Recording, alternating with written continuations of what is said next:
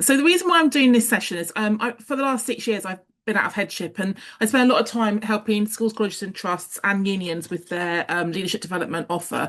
And I coach a lot of leaders and this keeps coming up about how tight it is at the moment in schools. We've got no time, no money. We want to carry on developing people. And I'm a bit of a wheeler dealer. I'll tell you some of my stories about how I've made CPD happen in some of the contexts I've worked in. But it is possible. But I think sometimes we're so bogged down, we can't see what the possible is. So I just wanted to do a bit of a brain dump, really, to try and help you navigate this for next year and beyond. So if you haven't met me before, I'm Hannah, 20 years a teacher and a school leader, and 6 years running my own business. And I always start any sort of training thinking about the golden circle from Simon Sinek, the kind of the why, the how, the what. This model was my friend for everything when I was a school leader. I used to do a quick golden circle for any aspect of my leadership. So I've just suggested some questions here to think about, like why are we here thinking about developing, curating our offer? How are we currently doing it and how do we want to develop it? And what's the desired outcome? Okay, so you might not have the answers to those questions right now, but even, and you'll get the slides with the recording, but having those kind of like strategic conversations with colleagues, with your head teacher, with sponsors around what this means for us. Like, why are we changing it up? How are we going to develop it? And what's the desired outcome? I think we need to start there. And I thought it might be helpful to give you a little bit of the kind of the journey I've walked. I've pretty much worn every leadership hat going in secondary schools and in trusts. I've worked in 6 schools, I've worked in 3 MATs, I've worked in teaching school hubs, universities, and now I run my own business. And I've picked up lots of different leadership roles along my journey. But I've also had responsibility for developing others at most points in my career as well. I worked in one of the big London-based MATs where we had a lot of opportunities to develop horizontally and diagonally, not just vertically within our own respective schools. And I think the two key points in my own professional journey when it comes to developing others was when I became vice principal at our sister school. So I'd worked at a school for 6 years. It was part of our trust.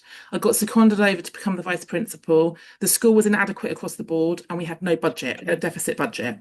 And I was responsible for CPD. So I had to sort out school improvement with no money, and I had to get creative. So that was my first kind of like key learning point.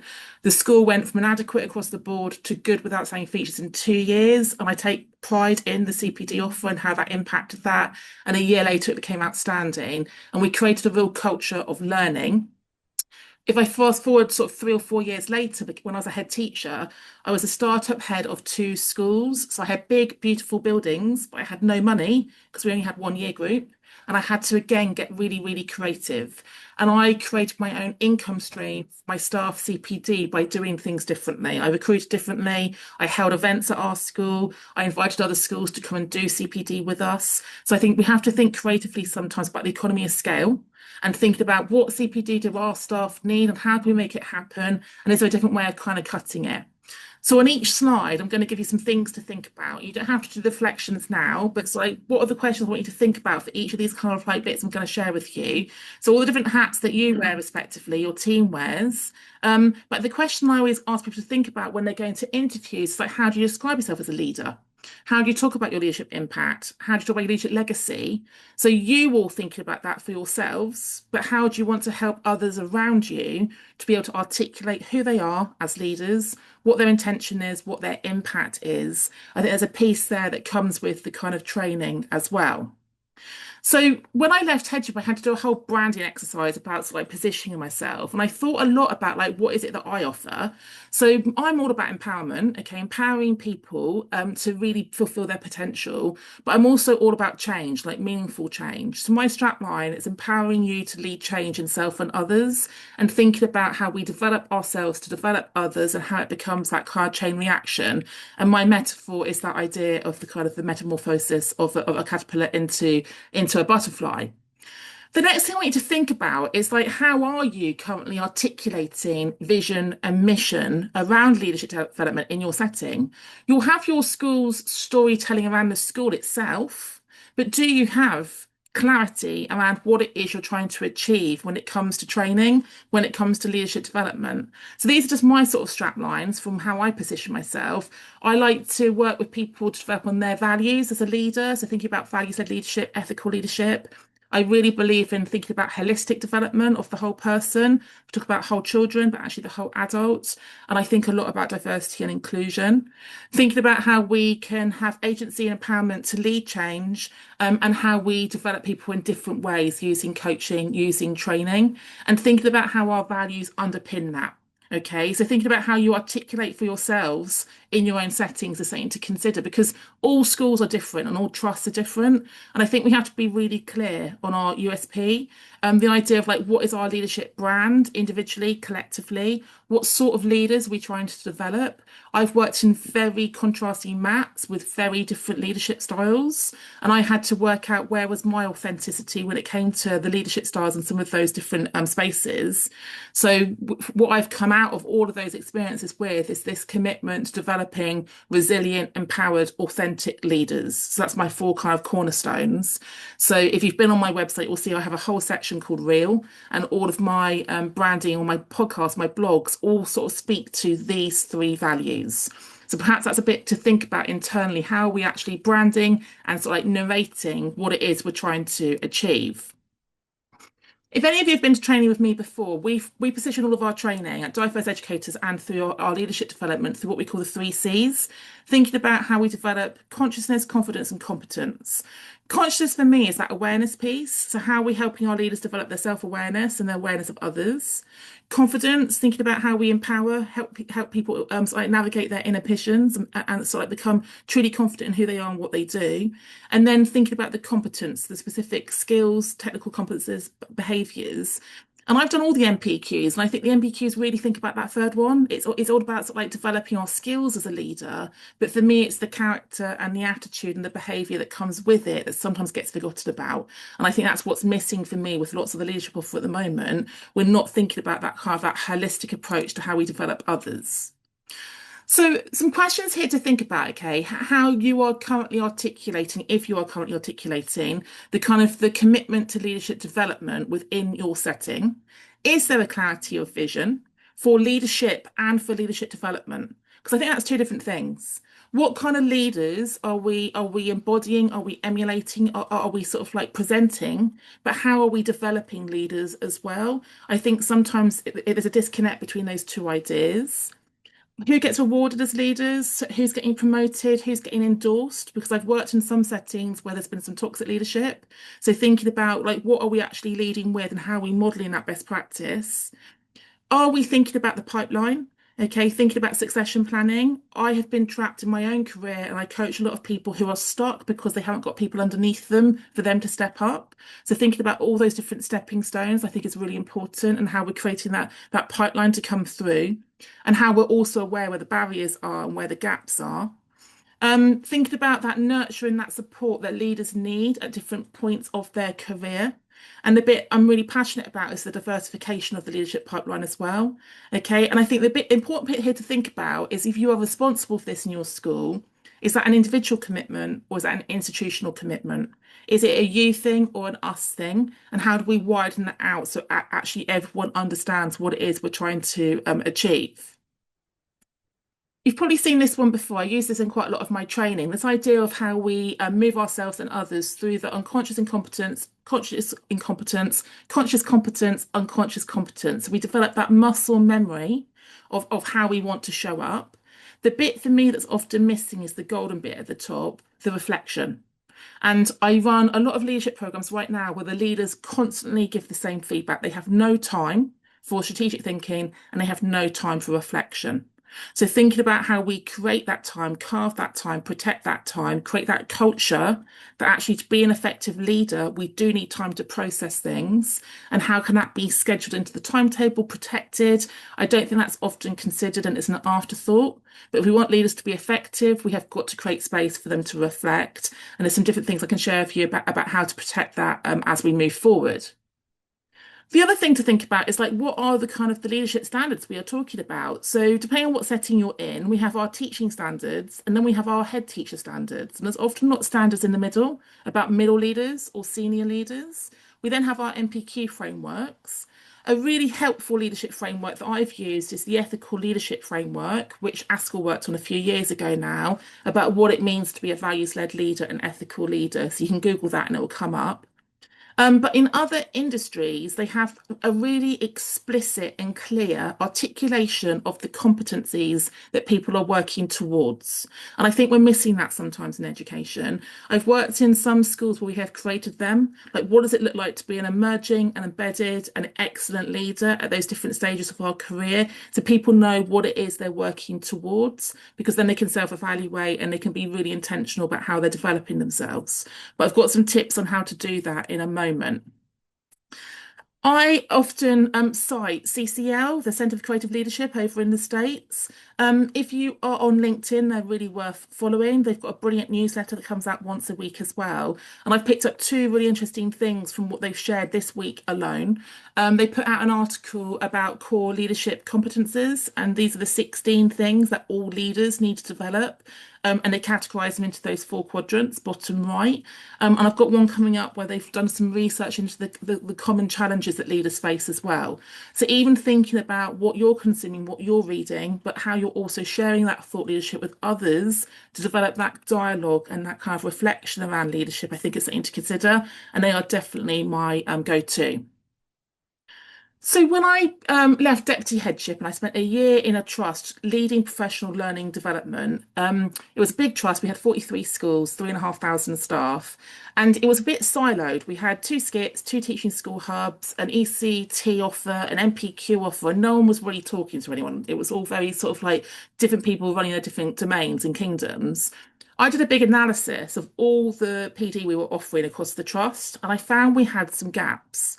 And what I then began to curate was this kind of leadership ladder of all the different opportunities, and I could then signpost out to what CPD was on offer for each of these groups. Because I think sometimes we offer PD too late. It's when you've got the job rather than when you were approaching the job. So you can see the stepping stones here, thinking about who are the aspirant people who want to be at that next level, and who are the people who are establishing themselves at that level, and thinking about how we do that kind of that loop up these different ladders. And sometimes those groups might be integrated, but being clear on who's aspiring and who's existing in those different spaces, I think is really, really key. And the bits that cross through that all for me are the three items on the right hand side. How do we then leverage mentoring and coaching to support those different groups? I find there's a weird conundrum sometimes in education that we think mentoring is for people in the start of their career, people who are novices, and coaching is for people who are more senior.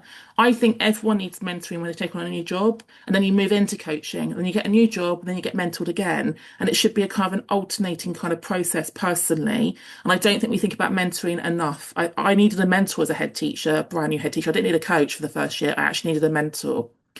The reason why I've put governance on there is I think it's an untapped CPD for people who want to develop their leadership. So I've been a governor in 4 or 5 settings. I'm now a trustee. I'm actually a chair of a trust board for my sins at the moment. And it's the best CPD I have ever got around leadership. So when you've got people who want to become more strategic, or people who want to get to SLT, thinking about how we can encourage them to go and be a governor, and they get CPD through that, but it's actually the exposure where they flex their leadership. And I think sometimes that needs to be a coordinated approach. I've worked in trusts where we've actively encouraged people to be governors in the other schools in the trust. As a head, I encouraged all of my SLT to be governors. I wrote to all of the local head teachers and said, do you have any vacancies? And I made it possible for my SLT to go and be governors elsewhere, because I saw the value of that for them individually, but also for us as a school as well. So I think that's one to really think about if you're tight on budget specifically. When it comes to developing leaders, there's a couple of things I want to talk through over the next three slides. And I think one of the key things is how we develop leadership awareness. I often get asked to work with people who are lacking in awareness, lacking in self-awareness, lacking in how people see them or perceive them. And I'm sure lots of you will recognise this Johari's window. I think it's a great tool to get started with, how we develop that awareness of what we know about ourselves, what we don't know about ourselves, what we're choosing to hide about ourselves, and where our potential blind spots are. And using this as a tool to gather feedback about ourselves and insights to either affirm and consolidate what we know, or to actually surprise ourselves. So I've got people who have had feedback, for example, that they're really resilient. They don't see themselves as being resilient or really strategic. Actually, it's that kind of affirmation sometimes can really help the growth as well. So think about that as one of the tools to kind of have a look at. One of the best things someone ever did with me, I was a assistant principal, brand new assistant principal, had a fantastic line manager who was a really experienced vice principal, and he did something for me that was completely free. And I gift this to you to do on yourself, but to share kind of like with other people. I had been line managed by him for a couple of weeks. I was brand new assistant principal, and he printed out my job description and person specification. And he said, I want you to spend a couple of minutes going through it with three highlighters, traffic light, green, yellow, and pink. And I want you to put in green where you're confident and competent, yellow where you've got opportunities to develop this year, and pink where your gaps are. And just doing that itself was really, really beneficial. We then talked it out, and he put some of my pinks to yellows and some of my yellows to green. And he then said to me, right, you're responsible for sorting out the yellows, and I'm responsible for teaching you the pinks. And at every line management meeting, he would go back to it, and or every couple, and go back to those pinks. We talked through it regularly. He asked me what I was doing about developing those yellow bits. Within a year, it had changed quite a lot. Within a year and a half, there was quite a lot more green and yellow, and he took it away, put it in the bin, and he printed out the vice principal one for the one down the road and asked me to do it again. And he helped me see the fact that I was ready for promotion. Okay, really, really simple way of using documentation that's already there. I've been working with some four brand new heads a year in one of my independent school clients over the last year. I got them all to do this in isolation individually at the start of the year. I've then planned their CPD around it. And this week they all had to re-rag themselves, and we celebrated the progress they'd all made. Really, really simple way of using documentation you've already got to be really intentional about the value you want to add to others, but also a really good way to see yourself and to see what your own gaps are as well. And I think the Johari's window, coupled with the rag rating of your kind of your HR documents, can then be kind of the gaps can then be closed when we think about 360-degree assessments. And these are really common in corporate workspaces, but not so common in educational workspaces. And sometimes you have to find a budget to make them happen if you want to use an external tool. But I've done this for some of the HODs I work with just through a Google form, where they've got a couple of things they want feedback on, and they've asked me to send it out to their 15 sort of colleagues. They've given feedback, and we've talked it through. So thinking about a mechanism for doing that triangulation of how people are seen by their line manager, their peers, and their reportees, I think is a really quick and easy way to develop people. It doesn't cost money, but it takes time, obviously, to set up. There are some great tools out there. So Leadership Matters has a 360-degree tool you can pay for if you're a Leadership Matters school. But I think this idea that we help people see all those different sides to themselves can be really beneficial to leadership development as well. Because that then feeds into this second article from the Centre for Creative Leadership, where they identify these 20 common challenges that leaders sort of experience. And it might be worded in a slightly corporate way, but there's a lot on here that really resonates with me, with all the leaders I'm working with at the moment, that there's some common themes that come up, and they can be quickly turned into CPD opportunities. Okay, thinking about how we help people manage their time, how we help people hold others to account, how we help people with their communication styles. These are cross-sector kind of specific challenges for us to really think about. And I think keeping that eye on, like what are other sectors telling us about leadership development can be really helpful as well. A couple of tools I wish I knew about when I was actually in a school setting. So when I finished being a head, I trained as a Resilient Leaders Elements consultant. I also trained with Colour Me, See Me, or you might have heard of DISC. It's a psychometric tool where you pay for people to do an individual report, but you then get a kind of a team diagnostic about your personality profiles as a team, but also your communication preferences as a team. And I use this now with a lot of the leaders who I work with, where they get that individualized report and mirror held up to them about who they are. But I use it with teams I'm supporting, where you understand your place in the team and the strengths you bring and the things you can develop on. I know some of the mats I've worked in previously now do this with all senior leaders across all senior leadership teams, and it's a brilliant way of bringing insights and awareness, but to also then to consider like workplace habits, behaviours, and routines that might benefit some, but might need to be considered for others as well. So other things just to think about. I'm going to give you a space for questions coming up, I swear.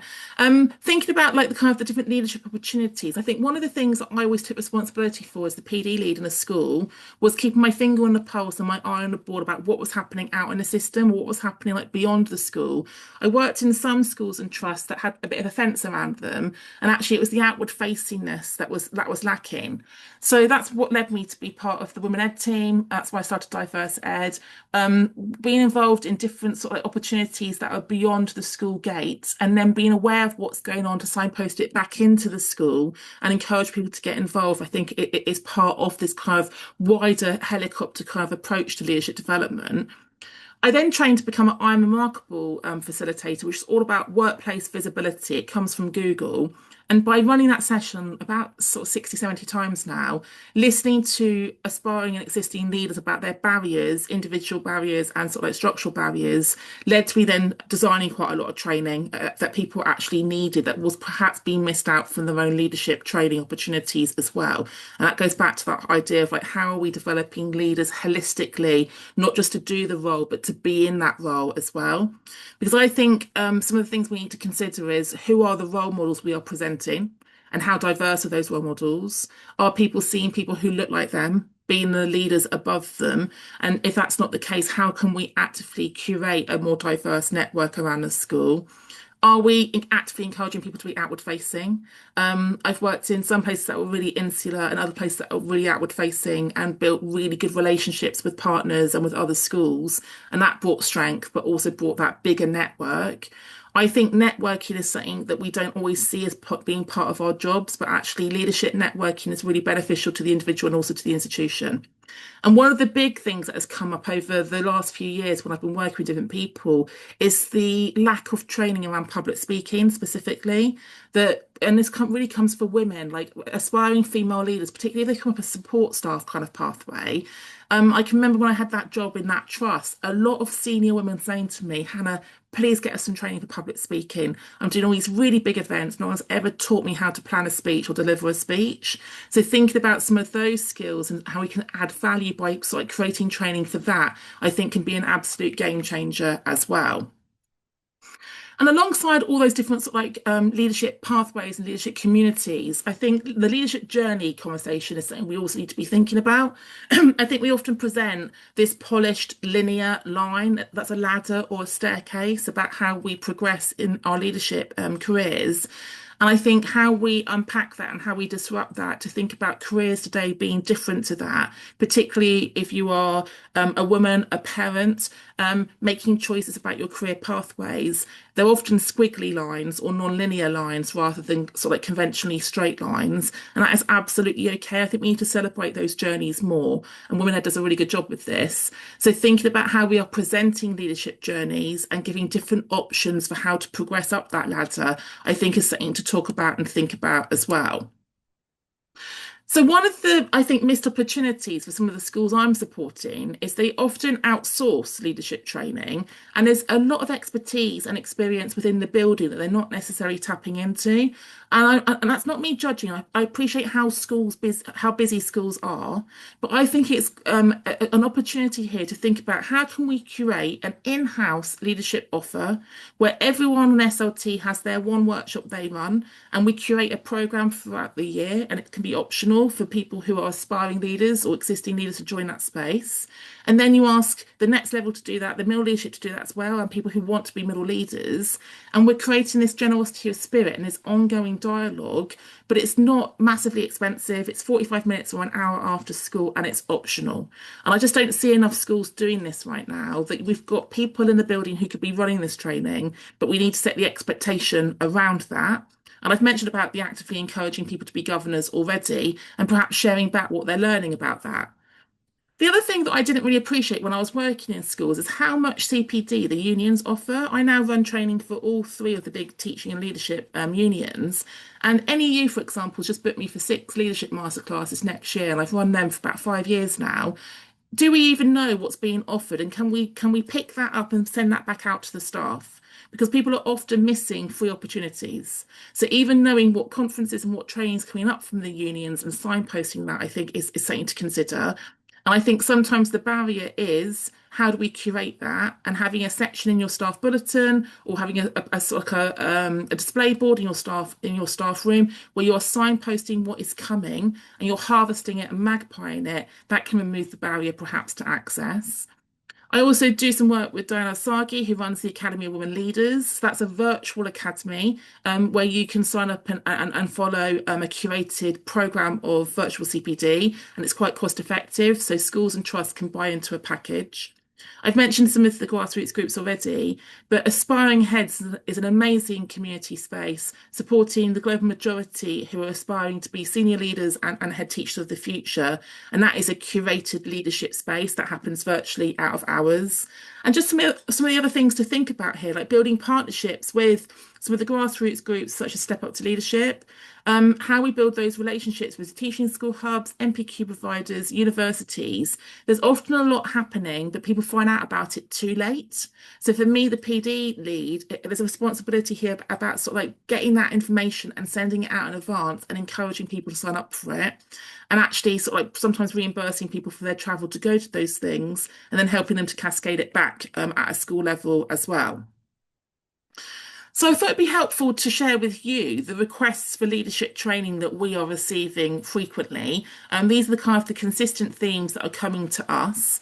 I can remember doing a Saturday conference for Teach First a few years ago, where the biggest request for training in their alumni was how to line manage others, because people were being sort of like promoted quite quickly into middle leadership roles, but no one had actually taught them or showed them or trained them on how to line manage others.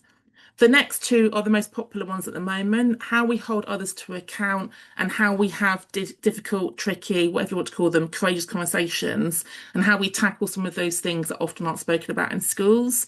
And then you can see the list continues.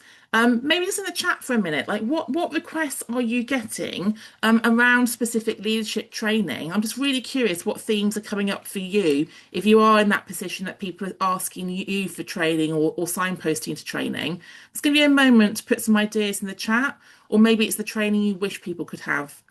Either what people are asking you for or what you'd like to be curating. So give me a few ideas in the chat. Yes, Laura, love that one. Shadowing. It takes a bit of a time to like set that up. Those shadowing opportunities are brilliant. Okay, Gillian, thank you. So that kind of concurs. Managing others, courageous conversations, team dynamics comes up a lot. Anything else? Let's give it a moment to see what else comes in the chat.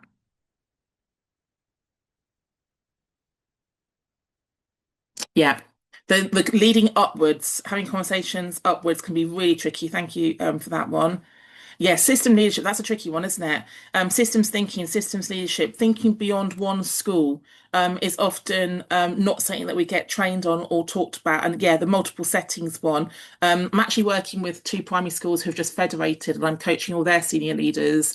And it's really thrown to the assistant heads that they're now working across two schools in September because they can't quite get their heads around how to do that. So I think that's a really good point, Emma. Thank you. If you just joined us, welcome. I'm just going to move us on to the next thing. I think one of the biggest things that comes up for me, particularly around middle leaders or aspiring senior leaders or people who have just joined senior leadership, is how we support people from shifting from being operational leaders or managers to strategic leaders, and how we actually explicitly teach people to think strategically, talk strategically, plan strategically. And this is one of my most popular sessions that I run for the NEU, and breaking it down into those different aspects of what that shift from operational to strategic is. That could be a brilliant set of sessions that you could ask SLT to run, and they could take each of their responsibilities and break it down, and thinking about which bits of their jobs are operational and which bits are strategic. And I'd say this is one of the biggest barriers when people are aspiring for promotions internally, externally. They often get the feedback they're not strategic enough. And that's why I always say to people, go and be a governor. You are then in the strategic space where you're not allowed to be operational. You have to be strategic, and you then have things to talk about. And that can really help people get over that barrier as well. And I wanted just to talk about coaching because I see coaching as part of that leadership development culture within our schools. And I want you to think about what sorts of coaching are people being exposed to. who's doing the coaching and who's receiving the coaching, and is that a diverse set of people?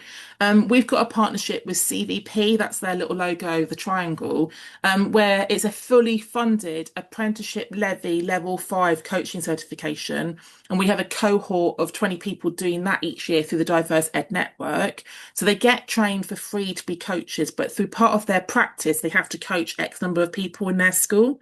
So by the school releasing them to be trained, you're actually adding value to more people who they're coaching as well. So thinking about how many coaches do you have internally, and how can we grow that pipeline of coaches to then impact others through coaching, I think is something to consider. And if it's free, even better for the school kind of budget. I wanted you to think about also like how you are curating thought leadership around thought leadership around leadership. It's a bit of a tongue twister. Have you got a section in your staff library or staff room where you have got leadership books? Are you signposting things to listen to, people to follow, etc.? One of the things I've curated on my website under that real banner of resilient, empowered, authentic leaders are different bits and pieces such as a reading list. I've just done a playlist of like the top 10 TED Talks to watch when it comes to leadership. These are quite quick and easy ways to pull things together, maybe on your intranet, or if you've got National College, you can curate a space on there where you're pinning different things. But if you have got something like a staff bulletin or newsletter, you can drip feed things. This week's podcast, or here's an article to read about leadership, and you begin to shift the kind of the thinking and talking around leadership. We used to all commit to reading the same book every long term as an SLT, and then having a book club around that leadership theme. And that really helped a shared vision around leadership be developed across our SLT as well. And that's not a massively expensive way to do CPD.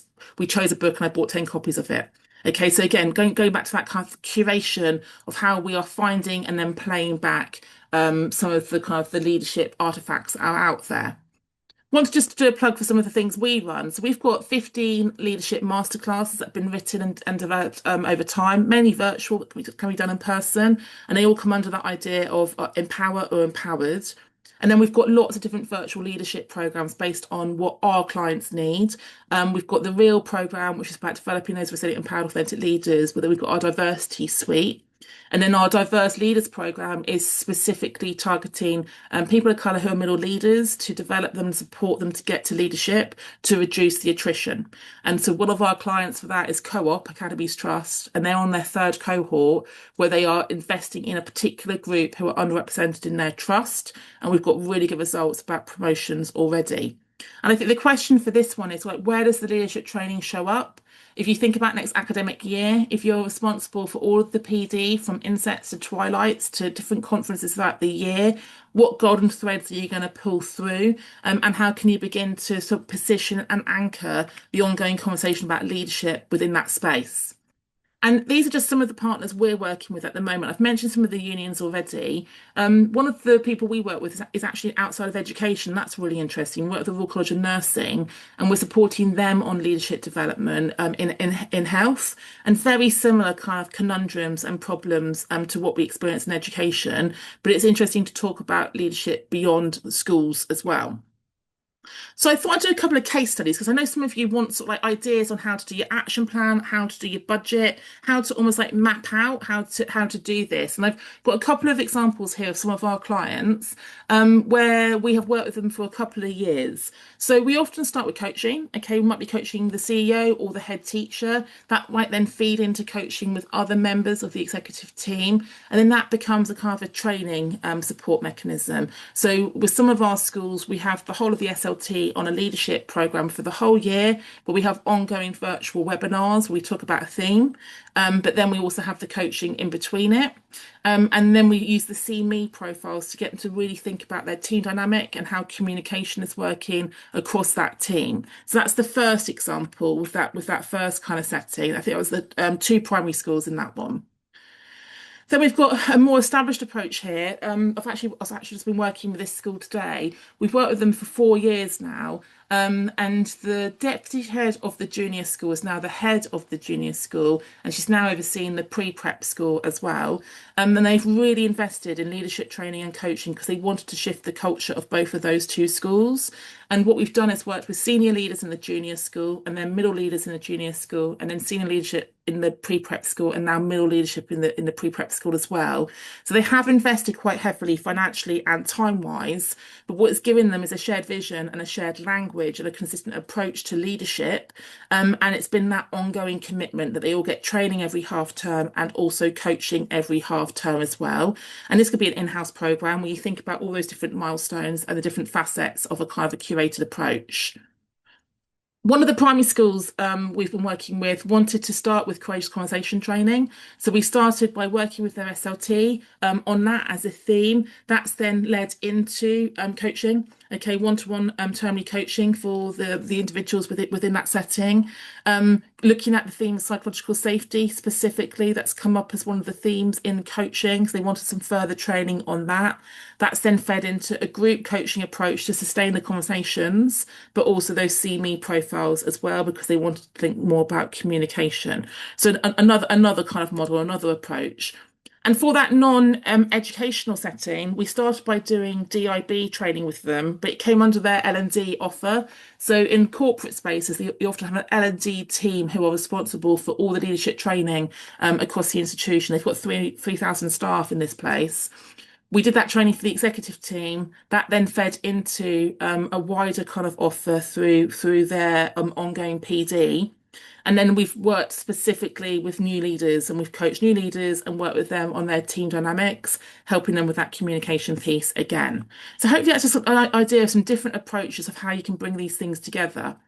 So if I sort of summarize some of my top tips, and for some of you who weren't here at this point in the webinar, doing that rag rating of the job descriptions is a game changer. Okay, it's free. Those documents are already there. You could start that at the start of the year in line management meetings, get people to do that, have a conversation about it, and then perhaps pick out what they're going to work on or what training do they need as a result of it. Thinking about how you weave in then that 360-degree feedback, but also psychometrical communication tools to bring that team development together. And then thinking about how you develop and curate your in-house offer, work with partners externally, have those different coaching opportunities, but how you curate some leadership, thought leadership around it, and or some training to develop people moving forward. That is a bit of a kind of a short list of things to perhaps consider.